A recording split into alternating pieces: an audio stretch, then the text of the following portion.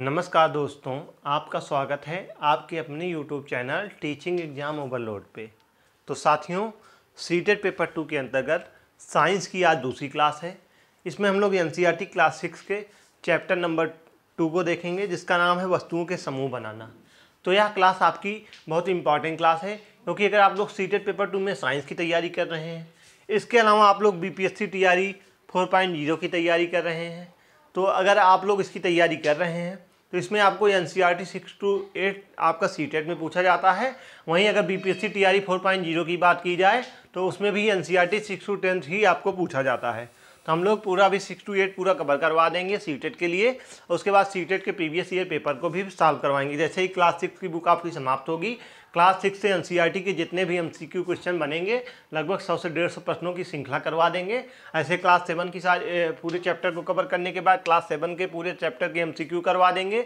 ऐसे 8 चलेगा। उसके बाद फिर बीपीएससी टीआरई में 9, 10 की भी हम लोग एमसीक्यू करा देंगे। तो आप लोग अगर 6 to 10 पूरी एनसीईआरटी पढ़ लेते हैं तो आप लोग सीटेट पेपर 2 में बैठ रहे हैं, परीक्षा देने जा रहे हैं, बीपीएससी टीआरई 4.0 की परीक्षा देने जा रहे हैं, डीएसएसबी हो गया, केबीएस हो गया, इसकी परीक्षा देने जा रहे हैं। तो यहाँ से आपको एनसीईआरटी से ही प्रश्न देखने को मिलता है। तो चलिए फिर हम लोग सेशन को स्टार्ट करते हैं। तो सबसे पहले हम लोग बात करते हैं वस्तुओं के समूह बनाना। आज के चैप्टर का नाम है, जो कि एनसीईआरटी क्लास 6 का चैप्टर 2 है। तो वस्तुएँ क्या होती हैं? तो हमारे चारों ओर की वस्तुएँ अनेक प्रकार के पदार्थों से बनी होती हैं। तो हमारे चारों ओर की जो वस्तुएं होती हैं अनेक प्रकार के वस्तुओं से बनी होती हैं। इन सभी वस्तुओं की आकृति, रंग, वर्ण तथा गुण भिन्न भिन्न होते हैं। हमारे चारों ओर की वस्तुएं एक या एक से अधिक पदार्थों से बनी होती हैं, जैसे कांच, धातुएं, प्लास्टिक, कागज, मृदा आदि। तो हमारे चारों ओर की वस्तुएं अनेक प्रकार के पदार्थों से बनी होती हैं। इन सभी वस्तुओं की आकृति, रंग, वर्ण तथा गुण भिन्न भिन्न होते हैं। हमारे चारों ओर की वस्तुएं एक या एक से अधिक पदार्थों से बनी होती हैं। कांच, धातुएं, प्लास्टिक, कागज, मृदा आदि एक ही पदार्थ से बनी होती हैं। वस्तु क्या होती हैं? जो एक ही पदार्थ से बनी होती हैं, या एक ही वस्तु कई पदार्थ से ही बनी हो सकती हैं। पदार्थ क्या होता है? तो रसायन विज्ञान और भौतिक विज्ञान के अनुसार पदार्थ उसको कहा जाता है जो स्थान घेरता है तथा जिसका द्रव्यमान होता है। विज्ञान के प्रारंभिक दिनों में, अर्थात जब विज्ञान का विकास हो रहा था, तो यह माना जाता है कि पदार्थ और ऊष्मा को ना ही बनाया जा सकता है और ना ही नष्ट किया जा सकता है। अर्थात पदार्थ अविनाशी होते हैं, जिसका अर्थ है कभी नष्ट नहीं हो सकता। और उस समय यह अवधारणा सब वैज्ञानिक मानते थे। प्रत्येक वस्तु जिसका कोई निश्चित भार, द्रव्यमान होता है तथा वह स्थान घेरती हैं, पदार्थ कहलाता है। पृथ्वी में पदार्थ 3 अवस्थाओं में मुख्यतः पाए जाते हैं। कौन कौन से? ठोस, द्रव एवं गैस। तो पदार्थ क्या होते थे? रसायन विज्ञान और भौतिक विज्ञान के अनुसार पदार्थ उसको कहा जाता था जो स्थान घेरता था या जिसका द्रव्यमान होता है। विज्ञान के प्रारंभिक दिनों में, अर्थात जब विज्ञान का विकास हो रहा था, तो माना जाता था उस समय कि पदार्थ और ऊष्मा को ना ही बनाया जा सकता है और ना ही नष्ट किया जा सकता है। अर्थात यह अविनाशी होते हैं, जिसका अर्थ यह था कि कभी यह नष्ट नहीं हो सकता, यानी पदार्थ को कभी नष्ट नहीं किया जा सकता और ना ही इसे बनाया जा सकता है और ना ही इसे नष्ट किया जा सकता है। और उस समय यह अवधारणा सब वैज्ञानिक मानते थे। प्रत्येक वस्तु जिसका कोई निश्चित भार, द्रव्यमान होता था, वह स्थान घेरती है, पदार्थ कहलाता है। पृथ्वी पर पदार्थ 3 अवस्थाओं में पाया जाता है। कौन कौन से? ठोस, द्रव और गैस। ठोस, द्रव और गैस। ठीक, चलिए आगे बढ़ते हैं। यानी वर्गीकरण भौतिक अवस्था के आधार पर पदार्थों को 3 वर्गों में बांटा गया है, यानी ठोस यानी सॉलिड, द्रव यानी लिक्विड, गैस। 3 को 3 अवस्थाओं में बांटा गया है। तो यह इंपॉर्टेंट प्रश्न है। पदार्थों को 3 वर्गों में बांटा गया है। कौन कौन से? ठोस, द्रव एवं गैस। ठीक, चलिए आगे बढ़ते हैं। जैसा कि फिगर में देख रहे होंगे, ठोस की बात करें, आपका ठोस हो गया, बर्फ हो गया। हाँ, गैस की बात करें, यानी जो उड़ रहा है भाप की तरह, चाय में आप, गैस हो गया। द्रव यानी आपका पानी हो गया। ठीक, तो आइए हम समझते हैं ठोस क्या होता है। ठोस पदार्थ की वह अवस्था होती है जिसके आकार, आयतन निश्चित होते हैं। यानी ठोस पदार्थ की वह अवस्था होती है जिसके आकार एवं आयतन निश्चित होते हैं। ठीक, जब पदार्थ के अणुओं में परस्पर आकर्षण बल पृथक्कारी बल से सबल होता है, तो पदार्थ ठोस अवस्था में रहता है। इस प्रकार ठोस पदार्थ के अणुओं में परस्पर आकर्षण बल सबल होते हैं और सबल आकर्षण बल के कारण ठोस पदार्थों के अणु घने रूप में संकुलित होते हैं, एक दूसरे के बिल्कुल समीप होते हैं तथा उनकी स्थितियाँ निश्चित होती हैं। इन्हीं स्थितियों के इर्द गिर्द ये सिर्फ अपनी आंतरिक अंतराल के कंपन करते रहते हैं जब तक कि उन पर बाहर से कोई बल नहीं लगाया जाता है। इसी कारण से जो ठोस पदार्थों के आकार और आयतन निश्चित होते हैं। तो ठोस जो होता है या पदार्थ की वह अवस्था कहलाती है जिसके आकार और आयतन निश्चित होते हैं, यानी जिसका आकार और आयतन निश्चित होगा उसको हम लोग ठोस कहते हैं। वहीं जब पदार्थ के अणुओं में परस्पर आकर्षण बल, यानी पदार्थ के अणु में जब परस्पर आकर्षण बल और पृथक्कारी बल से सबल होता है तो पदार्थ जो होते हैं ठोस अवस्था में ही रहते हैं। इस प्रकार ठोस पदार्थ के अणुओं में जो परस्पर आकर्षण बल सबल होता है, इसी सबल आकर्षण बल के कारण ही ठोस पदार्थों के जो अणु हो जाते हैं वह घने रूप में संकुलित एक दूसरे से बिल्कुल समीप होते हैं तथा उनकी स्थितियां निश्चित होती हैं। इन्हीं स्थितियों के इर्द गिर्द में सिर्फ अपने आंतरिक अंतराल के कंपन करते रहते हैं जब तक कि उन पर कोई बाहर से कोई बल नहीं लगाया जाता है। इसी कारण ये ठोस पदार्थों के आकार और आयतन निश्चित होते हैं, जैसा कि आप लोग फिगर में देख भी रहे होंगे। ठोसों के कण आपस में अधिक निकट होते हैं, इस कारण इसमें उच्च घनत्व और अस्पीडता होती है। ठोसों में कणों की उच्च क्रम में व्यवस्था को क्रिस्टल जालक कहते हैं, जिसके फलस्वरूप क्रिस्टलों की एक नियमित ज्यामितीय आकृति होती है। पदार्थ की वह अवस्था जिसमें आकार एवं आयतन दोनों निश्चित हों ठोस कहलाता है। यानी पदार्थ की वह अवस्था जिसमें आकार एवं आयतन दोनों निश्चित होते हैं ठोस कहलाता है। जैसे लकड़ी हो गई आपका, लोहा हो गया, बर्फ़ का टुकड़ा हो गया, कुर्सी हो गई, मेज हो गया, ईंट हो गया, पत्थर की मूर्ति हो गई, दवात हो गया, कलम, तांबा आदि। ठीक, तो ठोस आप लोग समझ गए होंगे। पदार्थ की वह अवस्था जिसमें आकार व आयतन दोनों निश्चित होते हैं ठोस कहलाता है। यह आपका लकड़ी हो गया, लोहा हो गया, बर्फ़ का टुकड़ा आदि हो गया, मेज, ईंट, पत्थर की मूर्ति आदि। अब द्रव्य देख लेते हैं। तो द्रव्य वह पदार्थ होता है, द्रव्य पदार्थ की वह अवस्था होती है जिसमें उसका आयतन निश्चित होता है। यानी द्रव्य पदार्थ की वह अवस्था होती है जिसमें इसका आयतन निश्चित होता है परंतु आकार अनिश्चित होता है। आयतन तो इसमें निश्चित होता है लेकिन आकार जो होता है इसका अनिश्चित होता है। द्रव्य पदार्थ की सभी स्थितियों में ऊपरी सतह में हमेशा समतल होती है। द्रव्य पदार्थ को बहने वाला द्रव्य भी कहते हैं। तो द्रव्य पदार्थ की वह अवस्था होती है जिसमें उसका आयतन निश्चित होता है परंतु आकार अनिश्चित होता है। द्रव्य पदार्थ की सभी स्थितियों में ऊपरी सतह हमेशा समतल होती है। द्रव्य पदार्थ को बहने वाला द्रव्य भी कहते हैं, जैसा कि पानी हो गया आपका, देख रहे होंगे ना। तो जब पदार्थ में आकर्षण बल पृथक्कारी बल से कुछ ही सबल होता है तो पदार्थ द्रव्य अवस्था में रहता है। इस तरह द्रव्य पदार्थ के अणुओं में परस्पर आकर्षण बल ठोस अवस्था की अपेक्षा कमजोर होते हैं।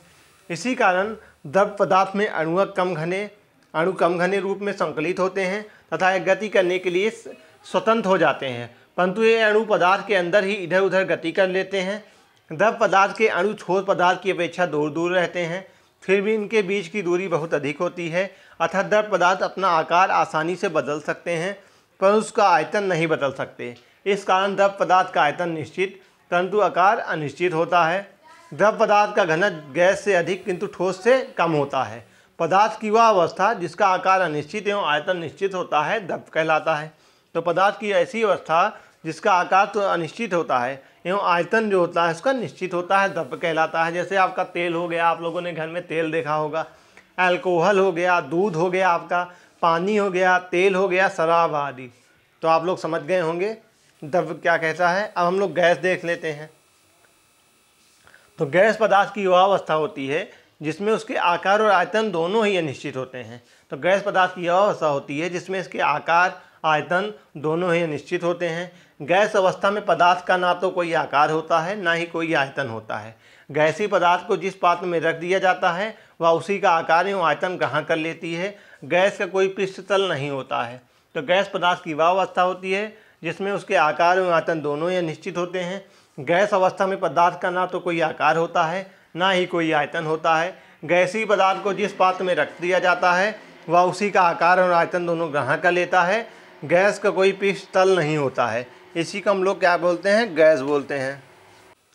जैसा आप लोग फिगर में देख भी रहे होंगे, तो आप लोग फिगर में देख रहे होंगे गैस भी द्रव्य की भांति एक बर्तन से दूसरे बर्तन में डाली जा सकती है।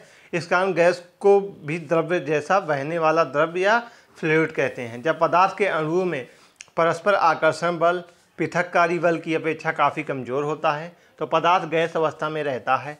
इस तरह गैसीय पदार्थ के अणुओं में परस्पर आकर्षण बल ठोस एवं द्रव्य पदार्थ दोनों की अपेक्षा कमजोर होता है।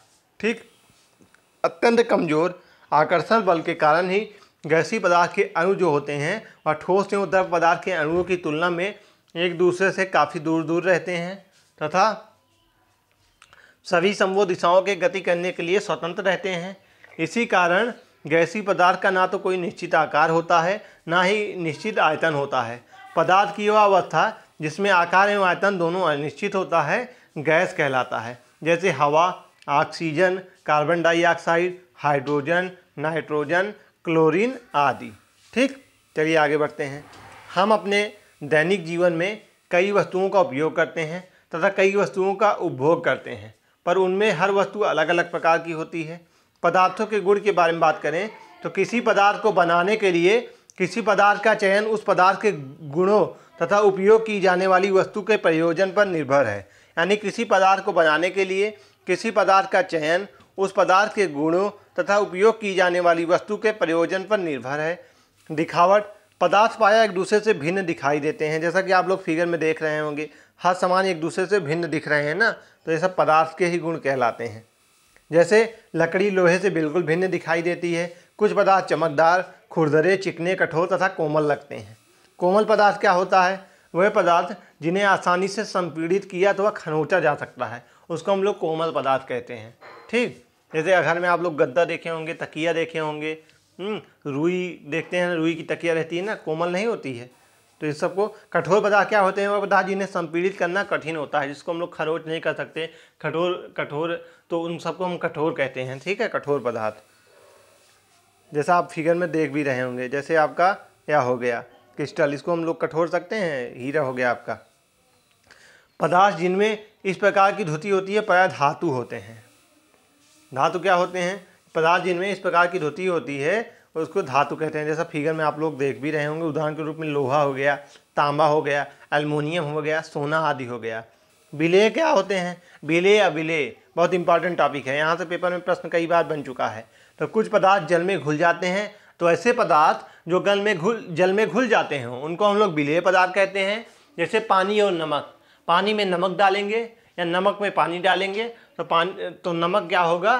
पानी में घुल जाएगा, तो इसको क्या बोलेंगे? विलेय बोलेंगे। वहीं कुछ पदार्थ जल के साथ मिश्रित नहीं होते। अगर आप पानी में धूल मिलाएंगे तो क्या धूल पानी में घुल जाएगा? नहीं घुलेगा, तो इसको हम लोग अविलेय पदार्थ कहेंगे। तो विलेय अविलेय समझ गए होंगे। जो पदार्थ पानी में घुल जाते हैं उनको विलेय पदार्थ कहते हैं। जो पदार्थ जल के साथ मिश्रित नहीं होते हैं, पानी और धूल जैसे हो गया, तो उसको अविलेय कहते हैं। पारदर्शिता क्या होती है? तो पदार्थों का वह गुण जिसमें वह प्रकाश को स्वयं से पार जाने की अनुमति देते हैं। यानी पदार्थों का गुण जिससे वह प्रकाश को स्वयं से पार जाने की अनुमति देते हैं, यानी प्रकाश एक दूसरे से पार दिखता हो, उसको हम लोग पारदर्शिता बोलते हैं। चलिए, पारदर्शी क्या होता है? तो ऐसा पदार्थ जिसके आर पार देखा जा सकता है पारदर्शी पदार्थ कहलाते हैं। पारदर्शी पदार्थों में प्रकाश आर पार जा सकता है। ठीक, जैसे कांच होगा, कांच के आर पार प्रकाश जा सकता है। जल हो गया, जल के आर पार आपका प्रकाश जा सकता है। वायु हो गई। वहीं अपारदर्शी वैसे पदार्थ जिनमें से होकर आप वस्तुओं के आर पार नहीं देख सकते हैं, उन्हें अपारदर्शी कहते हैं। यानी वस्तुओं के आर पार नहीं दिखेगा तो अपारदर्शी कहलाएगा। जैसे आपकी लकड़ी हो गई, तो क्या लकड़ी के आर पार आप देख पाएंगे? नहीं देख पाएंगे ना। जैसे आपका पेपर हो गई, धातुएं हो गई, लकड़ी हो गई। पारभासी क्या होता है? वैसे पदार्थ जिसमें आपकी वस्तु को आर पार देख तो सकते हैं परंतु स्पष्ट रूप से नहीं देख पाते, इन पदार्थों को पारभासी पदार्थ कहते हैं। तो वैसे पदार्थ जिसमें आप आपकी वस्तु को आर पार देख तो सकते हैं परंतु स्पष्ट रूप से नहीं देख पाते, तो इन पदार्थों को पारभासी पदार्थ कहते हैं। जैसे आपका दिख रहा होगा बटर पेपर हो गया, मोटी कांच हो गया, कोई मोटा कांच हो गया होगा तो उसमें देखेंगे आपको दिखेगा तो लेकिन धुंधला दिखेगा, ब्लर दिखेगा। तो ऐसे पदार्थ को हम लोग क्या कहते हैं? पारभासी बोलते हैं। और वहीं अगर अपारदर्शी बोला जाए, आपका लकड़ी का टुकड़ा हो गया, धातुएं हो गई जिसके आर पार हम लोग ना देख पाएँ, ऐसे पदार्थ जिसके आर पार देख पाते हैं उसको पारदर्शी कहते हैं। तो आप लोग पारदर्शी, अपारदर्शी और पारभासी समझ गए होंगे। पेपर में यहाँ से प्रश्न बन चुका है, तो इसको आप लोग अच्छे से समझ लीजिएगा। और नोट्स इसकी आपको टेलीग्राम पे मिल जाएगी, और वहाँ से आप लोग रिवीजन भी आप लोग करते रहिएगा। अब हम लोग आर्किमिडीज का सिद्धांत देखते हैं, प्रिंसिपल ऑफ आर्किमिडीज। तो जब कोई वस्तु किसी द्रव्य से दूरी अथवा आंशिक रूप से डुबोई जाती है तो उसके भार में कमी का आभास होता है। भार में आभास की कमी वस्तु द्वारा हटाए गए द्रव्य के भार के बराबर होती है। इसे आर्किमिडीज का सिद्धांत कहते हैं। तो जब कोई वस्तु को किसी द्रव्य में पूरी तरह अथवा आंशिक रूप से डुबोया जाता है तो उसके भार में क्या होता है, कमी का आभास होता है। तो भार में या जो आभास में कमी वस्तु द्वारा हटाए गए द्रव्य के भार के बराबर होता है। इसे हम लोग क्या बोलते हैं, आर्किमिडीज का सिद्धांत कहते हैं। इसका अनुप्रयोग निम्न प्रकार से कर सकते हैं। जैसे आप लोग लोहे की बनी छोटी गेंद पानी में डूब जाती है तथा बड़ा जहाज तैरता रहता है, क्योंकि जहाज द्वारा विस्थापित किए गए जल का भार उसके भार के बराबर होता है। तो लोहे की जो बनी छोटी गेंद होती है वह पानी में डूब जाती है, लेकिन वहीं बड़ा जहाज तैरता रहता है, क्योंकि जहाज के द्वारा विस्थापित किए गए जल का जो भार होता है उसके भार के बराबर होता है। जैसा कि आप लोग फिगर में देख भी रहे होंगे। 2 किलो वाटर है, 2 kg वाटर में इसको डुबोया गया तो डुबा के दिखाया जा रहा है। तो इसका कितना दिखाया गया है, इसका वज़न कितना है, 2 kg है। और इसका वज़न कितना हो जा रहा है, इसका वज़न ज़्यादा हो जा रहा है ना, तो पानी में डूब जा रहा है। लेकिन वहीं 5 kg इसका वज़न है लोहे का, और इसका भी 5 जब सेम रहेगा दोनों का तो पानी में नहीं डूबेगा। फिगर के माध्यम से आप लोग समझ रहे होंगे। तो आज का सेशन यहीं तक। आज के सेशन में हम लोगों ने NCERT क्लास 6 साइंस के चैप्टर नंबर 2 को कवर किया, जो कि बहुत ही इंपॉर्टेंट पॉइंट था, जिसका नाम था वस्तुओं के समूह बनाना। यहाँ से पेपर में कई बार प्रश्न बन चुके हैं। तो मैं आशा करता हूँ सेशन आपको आसानी समझ में आया होगा। यह सेशन आपके लिए बहुत इंपॉर्टेंट है, क्योंकि यह जो सीटेट की क्लासेज चल रही हैं या क्लास सीटेट के लिए तो आपकी इंपॉर्टेंट है ही हैं। इसके अलावा आप लोग BPSC TRE 4.0 की तैयारी कर रहे हैं या DSSB KBS की तैयारी कर रहे हैं, TGT PGT हो गया या प्राइमरी लेवल की हो गई, तो NCERT से ही प्रश्न पूछे जाते हैं। तो आपको NCERT 6 to 10 तो किसी भी टीचिंग लाइन या कंपटीशन एग्जाम की तैयारी कर रहे हैं तो पढ़ना ही पड़ेगा। तो आप लोग अच्छे से पढ़ते रहिए। तो आशा करता हूँ सेशन आपको समझ में आया होगा। कमेंट में आप ज़रूर बताइए आपको सेशन कैसा लगा। आपके कोई डाउट हो या कुछ भी आपको पूछना हो तो आप लोग हमसे कमेंट में पूछ सकते हैं। बाकी आप लोग को पता ही होगा कि हम लोग सीटेट की बहुत ही बेहतरीन तैयारी करवाते हैं। पिछली बार जो छात्र जुड़े थे, इसके पिछली बार जो छात्र जुड़े थे, सबका फीडबैक आपको टेलीग्राम पे मिल जाएगा। पिछली बार 16 से 17% रिजल्ट रहा पेपर 2 में, तो और भी ख़राब रिजल्ट रहा। लेकिन पेपर 2 में लगभग जितने हमारे चैनल से जुड़े हुए छात्र थे, 2-4 छात्रों को छोड़ दिया जाए, किसी कारणवश नहीं निकल पाया उनका, बाकी सब छात्रों ने अपना पेपर 2 और पेपर 1 दोनों क्लियर किया है। सबका रिजल्ट और फीडबैक छात्रों ने खुद टेलीग्राम पर शेयर किया है, आप लोग देख सकते हैं। अगर आप लोग 4 महीने बेहतरीन ढंग से हमारे साथ सीटेट की तैयारी कर लेते हैं, आप भी 100% सीटेट क्लियर कर जाएंगे। और जिन छात्रों का सीटेट नहीं निकला है पिछली बार 2-4 छात्रों का, वो भी इस बार क्लियर कर जाएंगे, 100% क्लियर कर जाएंगे। बस आप लोग पढ़ते रहिए, ठीक।